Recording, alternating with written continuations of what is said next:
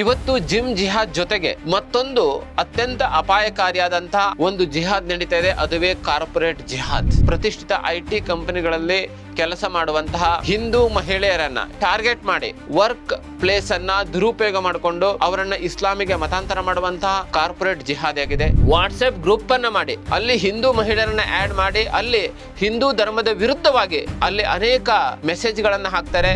ಇದಕ್ಕೆ ಸಂಬಂಧಪಟ್ಟಂತೆ ಅವರು ಹಿಂದೂ ನೌಕರರು ಅಲ್ಲಿ ದೂರನ್ನ ಕೊಡ್ತಾರೆ. ಆ ದೂರಿಗೆ ಯಾವ ಸ್ಪಂದನ ರೆಸ್ಪಾನ್ಸ್ ಸಹ ಮಾಡೋದಿಲ್ಲ. ಯಾಕಂದ್ರೆ ಆ ದೂರು ಸ್ವೀಕರಿಸುವಂತವರು ಸಹ ಮುಸ್ಲಿಂ ಹಿರಿಯ ನೌಕರರೇ ಇರ್ತಾರೆ. ಕಾರ್ಪೊರೇಟ್ ಕಂಪನಿಯಲ್ಲಿ ಇದು ಸಾಮಾನ್ಯ ಇದೆ. ಇದನ್ನು ನೀವು ಸಹಿಸಲೇಬೇಕು, ಇಲ್ಲದೆ ಹೋದ್ರೆ ನಿಮ್ಮನ್ನ ಕೆಲಸದಿಂದ ತೆಗೆದು ಹಾಕ್ತೇವೆ ಅಂತೇಳಿ ಅವರಿಗೆ ಬೆದರಿಕೆಯನ್ನು ಹಾಕ್ತದೆ. ಮುಸ್ಲಿಂ ಟೀಮ್ ಲೀಡರ್ಗಳ ಎಲ್ಲ ಕಿರುಕುಳವನ್ನ ಸಹಿಸಿಕೊಳ್ಬೇಕಾಗತ್ತೆ. ಅಷ್ಟೇ ಅಲ್ಲ, ಅನೇಕ ಮಹಿಳೆಯರು ಅವ್ರ ಜೊತೆಗೆ ದೈಹಿಕ ಸಂಪರ್ಕವನ್ನು ಬೆಳೆಸುವಂತ ವಾತಾವರಣವನ್ನು ನಿರ್ಮಾಣ ಮಾಡ್ತಾರೆ. ಇಲ್ಲ ಅಂತ ಹೇಳಿದ್ರೆ ನಿಮ್ಗೆ ಟ್ರಾನ್ಸ್ಫರ್ ಮಾಡ್ತೇವೆ, ಮೆಂಟಲ್ ಪ್ರೆಷರ್ ಮಾಡುವಂತದ್ದು, ಹೆಚ್ಚುವರಿ ಕೆಲಸವನ್ನ ಕೊಡುವಂತದ್ದು, ಈ ರೀತಿ ಹಿಂದೂ ಮಹಿಳಾ ನೌಕರರ ಮೇಲೆ ಪ್ರೆಷರ್ ಅನ್ನ ಮಾಡ್ತಾರೆ. ಇಡೀ ದೇಶದಲ್ಲಿ ಲವ್ ಜಿಹಾದ್ ಬಗ್ಗೆ ನಾವೆಲ್ಲ ಕೇಳಿದ್ದೇವೆ. ಒಂದು ವ್ಯವಸ್ಥಿತ ಪಿತೂರಿ ಅಂತೇಳಿ ಇವತ್ತು ಕೇರಳ ಸ್ಟೋರಿ 1, ಕೇರಳ ಸ್ಟೋರಿ 2 ಮೂಲಕ ನಾವು ನೋಡ್ತಾ ಇದ್ದೇವೆ. ಇವತ್ತು ಲವ್ ಜಿಹಾದ್ ಜೊತೆಗೆ ವ್ಯವಸ್ಥಿತವಾಗಿ ಭಾರತದಲ್ಲಿ ಇಂತಹ ಒಂದು ಜಿಮ್ ಜಿಹಾದ್ ಮತ್ತು ಕಾರ್ಪೊರೇಟ್ ಜಿಹಾದ್ ಇವತ್ತು ಇಡೀ ದೇಶದಲ್ಲಿ ಸದ್ದು ಮಾಡ್ತಾ ಇದೆ. ತಾವೆಲ್ಲ ನೋಡಿದರೆ ಹುಬ್ಬಳ್ಳಿಯಲ್ಲಿ ಒಂದು ಜಿಮ್ ನಲ್ಲಿ ಜಿಮ್ ಟ್ರೈನರ್ ಸಮೀರ್ ಮುಲ್ಲಾ ಅನೇಕ ಹಿಂದೂ ಯುವತಿಯರನ್ನ ಲೈಂಗಿಕವಾಗಿ ಬಳಸಿಕೊಂಡು ಪ್ರಾರಂಭದಲ್ಲಿ ಸ್ನೇಹಿತನಂತೆ ವರ್ತನೆಯನ್ನ ಮಾಡಿ ನಂತರ ಅವ್ರ ಜೊತೆಗೆ ಮದುವೆಯಾಗ ಭರವಸೆಯನ್ನು ನೀಡಿ ತದನಂತರ ಅವ್ರ ಜೊತೆಗೆ ಒಂದು ಲೈಂಗಿಕ ದೈಹಿಕ ಸಂಪರ್ಕವನ್ನು ಬೆಳೆಸಿ ಅವರ ನಗ್ನ ಫೋಟೋವನ್ನ ವಿಡಿಯೋವನ್ನ ಇಟ್ಕೊಂಡು ಅವರನ್ನ ಬ್ಲಾಕ್ ಮೇಲ್ ಮಾಡಿ ಅವರಿಗೆ ಇಸ್ಲಾಮಿಗೆ ಮತಾಂತರ ಮಾಡುವಂತಹ ಪ್ರಕರಣದಲ್ಲಿ ಅನೇಕ ಮುಸ್ಲಿಂ ಯುವಕರನ್ನ ಜಿಮ್ ಟ್ರೈನರ್ ಗಳನ್ನ ಬಂಧನವನ್ನ ಮಾಡಿದ್ದಾರೆ. ಈ ಜಿಮ್ ಜಿಹಾದ್ ಇಡೀ ದೇಶದಲ್ಲಿ ನಡೀತಾ ಇದೆ. ಇತ್ತೀಚೆಗೆ ಮಹಾರಾಷ್ಟ್ರದಲ್ಲಿ ನಡೆದಿದೆ, ಮುಂಬೈಯಲ್ಲಿ ನಡೆದಿದೆ, ಉತ್ತರ ಪ್ರದೇಶದಲ್ಲಿ, ಮಧ್ಯಪ್ರದೇಶದಲ್ಲಿ, ಗುಜರಾತ್ನಲ್ಲಿ, ಸೂರತ್ನಲ್ಲಿ, ಪಶ್ಚಿಮ ಬಂಗಾಳದಲ್ಲಿ, ಹೀಗೆ ಅನೇಕ ರಾಜ್ಯಗಳಲ್ಲಿ ಈ ಜಿಮ್ ಜಿಹಾದ್ಗಳು ಸದ್ದು ಮಾಡ್ತಾ ಇದೆ. ಉತ್ತರ ಪ್ರದೇಶದಲ್ಲಿ ಸುಮಾರು 19 ಪ್ರಕರಣಗಳಲ್ಲಿ FIR ಅನ್ನು ದಾಖಲು ಮಾಡಿದ್ದಾರೆ. ಅನೇಕ ಜಿಮ್ಗಳನ್ನ ಸೀಸ್ ಮಾಡಿದ್ದಾರೆ. ಬೆಂಗಳೂರಿನಲ್ಲಿ ಈ ಪ್ರಕರಣಗಳು ನಡೀತಾ ಇದೆ. ಹಾಗಾಗಿ ಇವತ್ತು ಜಿಮ್ಗಳಿಗೆ ಹೋಗುವಾಗ ಹಿಂದೂ ಯುವತಿಯರು ಯಾವ ಜಿಮ್ಮಿಗೆ ಹೋಗ್ತಾ ಇದ್ದೇವೆ, ಅದರ ಮಾಲೀಕರು ಯಾರಿದ್ದಾರೆ, ಜಿಮ್ ಟ್ರೈನರ್ ಯಾರಿದ್ದಾರೆ, ಇದ್ರ ಬಗ್ಗೆ ವಿಚಾರವನ್ನು ಮಾಡುವಂತ ಅವಶ್ಯಕತೆ ಇದೆ. ತಮ್ಗೇನಾದ್ರೂ ಇದಕ್ಕೆ ಸಂಬಂಧಪಟ್ಟಂತ ದೂರುಗಳಿದ್ರೆ ತಕ್ಷಣ ಪೊಲೀಸ್ ಠಾಣೆಯಲ್ಲಿ ದೂರು ದಾಖಲು ಮಾಡಿ ಇಂತಹ ಜಿಮ್ ಜಿಹಾದ್ ವಿರುದ್ಧ ನಾವೆಲ್ಲ ಹೋರಾಟ ಮಾಡುವಂತ ಅಗತ್ಯತೆ ಇದೆ. ಇವತ್ತು ಜಿಮ್ ಜಿಹಾದ್ ಜೊತೆಗೆ ಮತ್ತೊಂದು ಅತ್ಯಂತ ಅಪಾಯಕಾರಿಯಾದಂತಹ ಅತ್ಯಂತ ಭಯಾನಕವಾದಂತಹ ಒಂದು ಜಿಹಾದ್ ನಡೀತಾ ಇದೆ. ಅದುವೇ ಕಾರ್ಪೊರೇಟ್ ಜಿಹಾದ್. ನಮ್ಮ ದೇಶ IT ಎಕ್ಸ್ಪೋರ್ಟ್ ಅಲ್ಲಿ ವಿಶ್ವದಲ್ಲಿ ಮುಂಚೂಣಿಯಲ್ಲಿದೆ, ವಿಶೇಷವಾಗಿ ಬೆಂಗಳೂರು ಮುಂಚೂಣಿಯಲ್ಲಿದೆ. ಆದರೆ ದುರಂತ ಅಂತ ಹೇಳಿದ್ರೆ ಇಂಥ ಪ್ರತಿಷ್ಠಿತ IT ಕಂಪನಿಗಳಲ್ಲಿ ಕೆಲಸ ಮಾಡುವಂತಹ ಹಿಂದೂ ಮಹಿಳೆಯರನ್ನ ಟಾರ್ಗೆಟ್ ಮಾಡಿ ವರ್ಕ್ ಪ್ಲೇಸ್ ಅನ್ನ ದುರುಪಯೋಗ ಮಾಡಿಕೊಂಡು ತಮ್ಮ ಅಧಿಕಾರವನ್ನು ದುರುಪಯೋಗ ಮಾಡಿಕೊಂಡು ಇವತ್ತು ಅವರನ್ನ ಇಸ್ಲಾಮಿಗೆ ಮತಾಂತರ ಮಾಡುವಂತಹ, ಹಿಂದೂ ಧರ್ಮದ ಅಪಮಾನ ಮಾಡುವಂತಹ ಜಿಹಾದೆ ಏನಂತ ಹೇಳಿದ್ರೆ ಕಾರ್ಪೊರೇಟ್ ಜಿಹಾದ್ ಆಗಿದೆ. ಇತ್ತೀಚೆಗೆ ನಾಸಿಕ್ನಲ್ಲಿ ಭಾರತದ ಪ್ರತಿಷ್ಠಿತ IT ಕಂಪನಿಯಾದಂತಹ TCS IT ಕಂಪನಿಯಲ್ಲಿ ವ್ಯವಸ್ಥಿತವಾಗಿ ಮುಸ್ಲಿಂ ಟೀಮ್ ಲೀಡರ್ಗಳು, ಮುಸ್ಲಿಂ HR ಅಲ್ಲಿನ ಹಿಂದೂ ನೌಕರರನ್ನ ವಿಶೇಷವಾಗಿ ಮಹಿಳೆಯರನ್ನ ಟಾರ್ಗೆಟ್ ಮಾಡಿ ಅವರಿಗೆ ಪ್ರೆಷರ್ ಮಾಡಿ ಅವ್ರ ಜೊತೆಗೆ ಆತ್ಮೀಯ ಸಂಬಂಧವನ್ನು ಬೆಳೆಸಲಿಕ್ಕೆ ಪ್ರಯತ್ನ ಮಾಡಿ ಅವರಿಗೆ ಇಸ್ಲಾಂ ಬಗ್ಗೆ ಹೇಳಿ, ಹಿಂದೂ ಧರ್ಮದ ಬಗ್ಗೆ ಅಪಮಾನಾತ್ಮಕ ವಿಷಯಗಳನ್ನು ಹೇಳಿ ಅವರನ್ನು ಇಸ್ಲಾಮಿಗೆ ಮತಾಂತರ ಮಾಡ್ತಾ ಇರುವ ಅನೇಕ ಪ್ರಕರಣಗಳು ಇವತ್ತು ಬೆಳಕಿಗೆ ಬರ್ತಾ ಇದೆ. ಅಷ್ಟೇ ಅಲ್ಲ, ನೋಯ್ಡಾ ಇರ್ಬೋದು, ಬೆಂಗಳೂರು ಇರ್ಬೋದು, ಅನೇಕ IT ಕಂಪನಿಗಳಲ್ಲಿ ಇಂತಹದ್ದೇ ಒಂದು ಕಾರ್ಪೊರೇಟ್ ಜಿಹಾದ್ ನಡೀತಾ ಇದೆ ಹೇಳುವ ಒಂದು ಅನೇಕ ಅಂಶಗಳು ಇತ್ತೀಚೆಗೆ ಬಯಲಾಗ್ತಾ ಇದೆ. ಹಾಗಾಗಿ ಈ ಕಾರ್ಪೊರೇಟ್ ಜಿಹಾದ್ ಒಂದು ವ್ಯವಸ್ಥಿತವಾಗಿ ನಡೀತಾ ಇದೆ. ಈ ದೃಷ್ಟಿಯಲ್ಲಿ ಕಾರ್ಪೊರೇಟ್ ನಲ್ಲಿ ಕೆಲಸ ಮಾಡುವಂತಹ ಹಿಂದೂ ಮಹಿಳೆಯರು, ವಿಶೇಷವಾಗಿ ನೌಕರರು ಅತ್ಯಂತ ಜಾಗೃತರಾಗುವಂತದ್ದು ಅತ್ಯಂತ ಅವಶ್ಯಕತೆ ಇದೆ. ನಾಸಿಕ್ನಲ್ಲಿ 2022ರಿಂದ 2026 ಮುಸ್ಲಿಂ ಟೀಮ್ ಲೀಡರ್ಗಳು ಅಲ್ಲಿನ ಹಿಂದೂ ನೌಕರರನ್ನ ಟಾರ್ಗೆಟ್ ಮಾಡಿ ಅವರಿಗೆ ಎಕ್ಸ್ಪ್ಲಾಯ್ಟ್ ಮಾಡಿ ಇಸ್ಲಾಮಿಗೆ ಮತಾಂತರ ಮಾಡುವಂತ ಪಿತೂರಿ ಷಡ್ಯಂತ್ರ ನಡೀತಾ ಇರಬೇಕಾದ್ರೆ ಅಲ್ಲಿ ನಿಧಿ ಖಾನ್ ಅಂತೇಳಿ AGM HR ಇರ್ತಾರೆ TCS ನ, ಅವರಿಗೆ ದೂರನ್ನು ಕೊಡ್ತಾರೆ. ಆದ್ರೆ ಆ ದೂರನ್ನ ಅವರು ಸರಿಯಾಗಿ ಸೀರಿಯಸ್ ಆಗಿ ತೆಗೆದುಕೊಳ್ಳೋದಿಲ್ಲ. ಅದರ ಬದಲಾಗಿ ಇದು ಕಾರ್ಪೊರೇಟ್ ಕಂಪನಿಯಲ್ಲಿ ಇದು ಸಾಮಾನ್ಯ ಇದೆ, ಇದನ್ನು ನೀವು ಸಹಿಸಲೇಬೇಕು, ಇಲ್ಲದೆ ಹೋದ್ರೆ ನಿಮ್ಮನ್ನ ಕೆಲಸದಿಂದ ತೆಗೆದು ಹಾಕ್ತೇವೆ ಅಂತೇಳಿ ಅವರಿಗೆ ಬೆದರಿಕೆಯನ್ನು ಹಾಕ್ತದೆ. ಅಂದ್ರೆ ಹೇಗೆ ವ್ಯವಸ್ಥಿತವಾಗಿ ಮುಸ್ಲಿಂ ಟೀಮ್ ಲೀಡರ್ಗಳು ಅಲ್ಲಿನ ಹಿಂದೂ ನೌಕರರನ್ನ, ಮಹಿಳೆಯರನ್ನ ಟಾರ್ಗೆಟ್ ಮಾಡಿ ಅವರನ್ನ ಮೀಟಿಂಗ್ಗಳಲ್ಲಿ, ವರ್ಕ್ ಸ್ಪೇಸ್ಗಳಲ್ಲಿ ಅವರನ್ನು ಹೇಗೆ ದುರುಪಯೋಗ ಮಾಡ್ತಾ ಇದ್ರು, ಅವ್ರ ಜೊತೆಗೆ ಅನುಚಿತವಾಗಿ ಹೇಗೆ ವರ್ತನೆ ಮಾಡ್ತಾ ಇದ್ರು, ಅವರಿಗೆ ಲೈಂಗಿಕ ಕಿರುಕುಳವನ್ನು ಹೇಗೆ ಕೊಡ್ತಾ ಇದ್ರು, ಹೇಗೆ ಅವರಿಗೆ ಒಂದು ಸಪ್ರೇಟ್ ಆದಂಥ ವಾಟ್ಸಪ್ ಗ್ರೂಪ್ ಮಾಡಿ ಅವರನ್ನು ಹೇಗೆ ಟಾರ್ಗೆಟ್ ಮಾಡ್ತಾ ಇದ್ರು, ಅವರಿಗೆ ಇಸ್ಲಾಮಿಕ್ನ ಇದಕ್ಕೆ ಪೇತಿಗೆ ಬರುವ ಹಾಗೆ ಹೇಗೆ ಮಾಡ್ತಾ ಇದ್ದು ವ್ಯವಸ್ಥಿತ ಪಿತೂರಿ ಷಡ್ಯಂತ್ರ ಇವತ್ತು ನಾಸಿಕ್ನ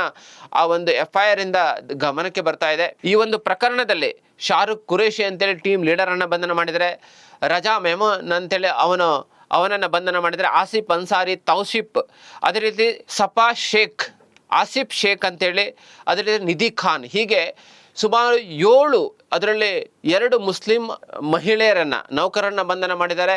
ಅದೇ ರೀತಿಯಲ್ಲಿ ಉಳಿದ ಸುಮಾರು 5 ಜನರ ಮುಸ್ಲಿಮರನ್ನ ಈಗಾಗಲೇ ನೌಕರರನ್ನ ಬಂಧನ ಮಾಡಿದರೆ. ಈ ಪ್ರಕರಣದಲ್ಲಿ ಒಂದೊಂದೇ FIR ಅನ್ನು ನೋಡೋದಾದ್ರೆ 164ನೇ FIR ನಂಬರಲ್ಲಿ ಒಬ್ಬ ಮಹಿಳೆ 2025ರಲ್ಲಿ ಹಿಂದೂ ಮಹಿಳೆ ಜಾಯ್ನ್ ಆಗ್ತಾಳೆ.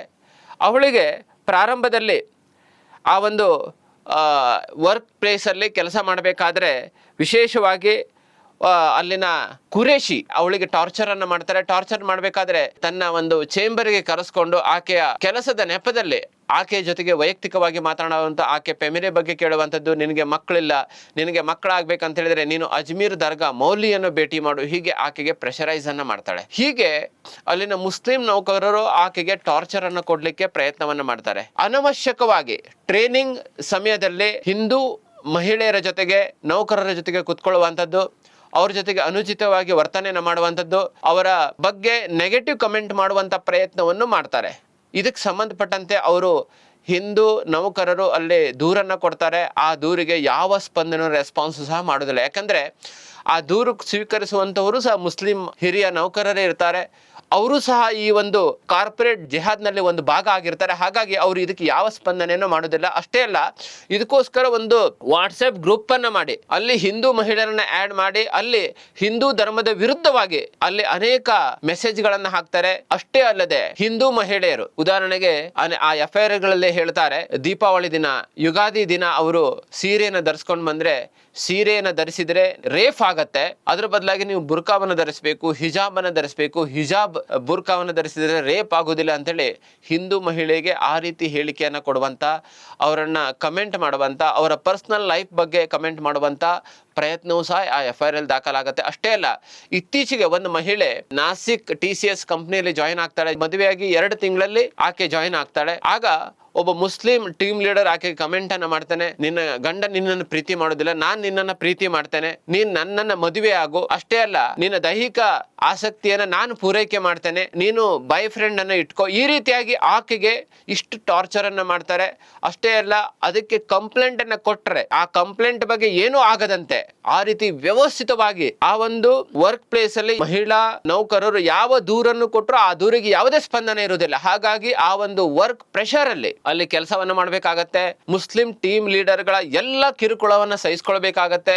ಅಷ್ಟೇ ಅಲ್ಲ, ಅನೇಕ ಮಹಿಳೆಯರು ಅವ್ರ ಜೊತೆಗೆ ದೈಹಿಕ ಸಂಪರ್ಕವನ್ನು ಬೆಳೆಸುವಂತ ವಾತಾವರಣವನ್ನು ನಿರ್ಮಾಣ ಮಾಡ್ತಾರೆ. ಇಲ್ಲ ಅಂತ ಹೇಳಿದ್ರೆ ನಿಮ್ಗೆ ಟ್ರಾನ್ಸ್ಫರ್ ಮಾಡ್ತೇವೆ, ಮೆಂಟಲ್ ಪ್ರೆಷರ್ ಮಾಡುವಂತದ್ದು, ಹೆಚ್ಚುವರಿ ಕೆಲಸವನ್ನ ಕೊಡುವಂಥದ್ದು, ಈ ರೀತಿ ವ್ಯವಸ್ಥಿತವಾಗಿ ಆ TCS BPO ಯೂನಿಟ್ ಅನ್ನ ಅಧಿಕಾರವನ್ನು ದುರ್ಬಳಕೆ ಮಾಡಿಕೊಂಡು ಅಲ್ಲಿನ ಟೀಮ್ ಲೀಡರ್ಗಳು ಈ ರೀತಿಯಲ್ಲಿ ಹಿಂದೂ ಮಹಿಳಾ ನೌಕರರ ಮೇಲೆ ಪ್ರೆಷರ್ ಅನ್ನ ಮಾಡ್ತಾರೆ. ಈ ಎಲ್ಲ ಪ್ರಕರಣದ ನಂತರ ನಾಸಿಕ್ ಠಾಣೆಯಲ್ಲಿ ಹಿಂದೂ ಮಹಿಳೆಯರು ನೌಕರರು ದೂರನ್ನ ಕೊಡ್ತಾರೆ. ಅಲ್ಲಿ ದೂರು ದಾಖಲಾದ ನಂತರ ಪೊಲೀಸರು ತನಿಖೆಯನ್ನು ಮಾಡ್ತಾರೆ. ತನಿಖೆ ಮಾಡಿದಾಗ 7 ಮಹಿಳಾ ಕಾನ್ಸ್ಟೇಬಲ್ಗಳು ಆ ಒಂದು ನಾಸಿಕ್ TCS BPOದಲ್ಲಿ ಕೆಲಸವನ್ನು ಮಾಡ್ತಾರೆ. ಸುಮಾರು 6 ತಿಂಗಳುಗಳ ಕಾಲ ಅವರು ಕೆಲಸವನ್ನು ಮಾಡಿದಾಗ ಪ್ರತ್ಯಕ್ಷವಾಗಿ ಹೇಗೆ ಮುಸ್ಲಿಂ ಟೀಮ್ ಲೀಡರ್ಗಳು, ಮುಸ್ಲಿಂ HR ಗಳು ಅಲ್ಲಿನ ಹಿಂದೂ ಮಹಿಳೆಯರನ್ನ ಟಾರ್ಗೆಟ್ ಮಾಡಿ ಅವರಿಗೆ ಇಸ್ಲಾಮಿಗೆ ಮತಾಂತರ ಮಾಡುವಂಥ ಪಿತೂರಿಯನ್ನು ಮಾಡ್ತಾರೆ. ಮೀಟಿಂಗ್ಗಳಲ್ಲಿ ಹೇಗೆ ವರ್ತನೆ ಮಾಡ್ತಾರೆ, ಹೇಗೆ ಅವರನ್ನು ಚೇಂಬರ್ಸಿಗೆ ಕರೆದು ಅವ್ರ ಜೊತೆಗೆ ಅವರು ಅನುಚಿತವಾಗಿ ವರ್ತನೆಯನ್ನು ಮಾಡ್ತಾರೆ, ಈ ಎಲ್ಲವನ್ನು ಅವರು ಪ್ರತ್ಯಕ್ಷವಾಗಿ ಸಾಕ್ಷಿ ಸಮೇತವಾಗಿ ನಾಸಿಕ್ ಪೊಲೀಸರು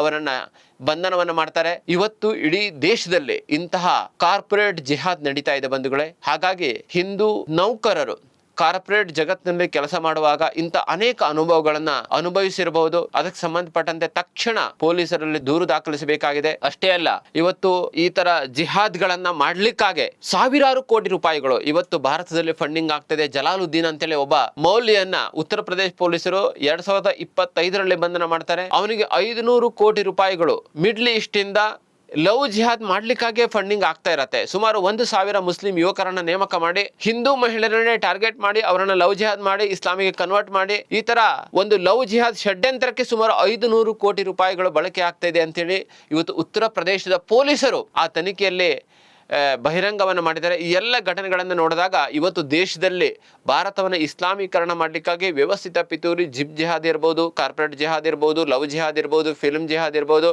ಈ ಎಲ್ಲ ಜಿಹಾದ್ಗಳು ನಡೀತಾ ಇದೆ. ಹಾಗಾಗಿ ಹಿಂದೂ ಸಮಾಜ ಈ ಎಲ್ಲ ಜಿಹಾದ್ಗಳ ಬಗ್ಗೆ ಜಾಗೃತರಾಗಬೇಕಾಗಿದೆ. ಇದರ ವಿರುದ್ಧ ಹೋರಾಟವನ್ನು ಮಾಡಬೇಕಾಗಿದೆ. ನಮ್ಮ ಹಿಂದೂ ಸಮಾಜಕ್ಕೆ ಜನಜಾಗೃತಿಯನ್ನು ಮೂಡಿಸಬೇಕಾಗಿದೆ.